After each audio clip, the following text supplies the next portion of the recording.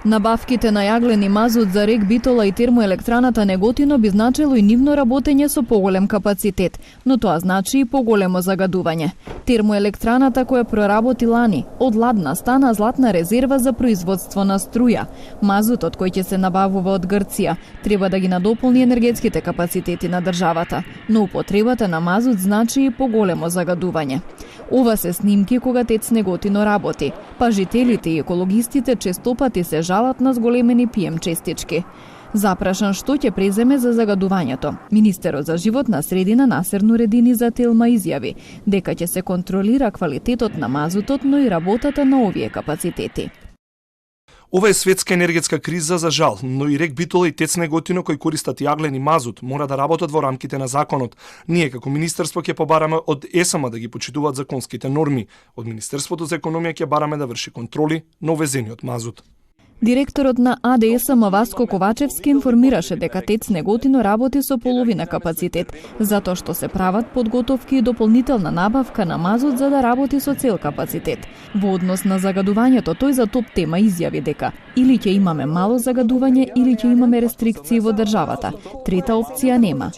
Во меѓувреме екологистите предупредуваат дека скапата струја, поскапените огревни дрва и кризата со енергенси може да ги натера граѓаните да согоруваат материјали штетни за здравјето на луѓето. Најголема опасност е горењето на гуми за грејење.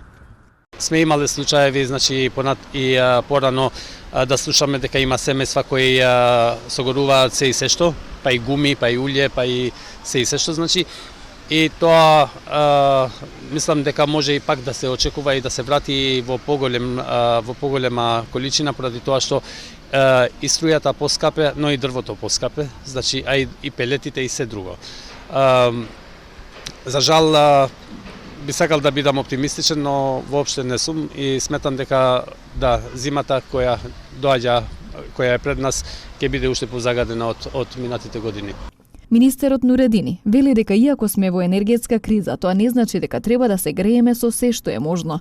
Побара граѓаните да бидат поодговорни во однос на заштитата на животната средина. Ефтина е да грееме со струја, уште, од тоа се уште палети и другите.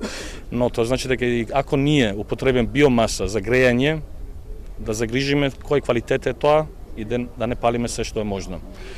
Мислам дека сме свесни сите и ќе загрижиме за нашата околина, заради ако ние грееме што е можно, тоа значи дека ние сме прв кој ние ќе загадуваме нашите како се викам тоа, дети и фамилјари.